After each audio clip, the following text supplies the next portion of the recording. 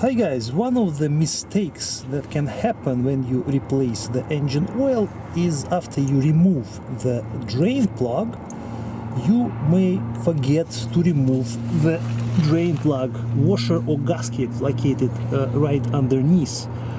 And you may accidentally put a new gasket on top of your drain plug and install them all together. And in this case, it may start leaking.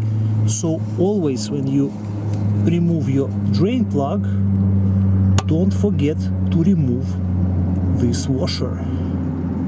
We will use this new one with our drain plug. And we can reinstall the drain plug.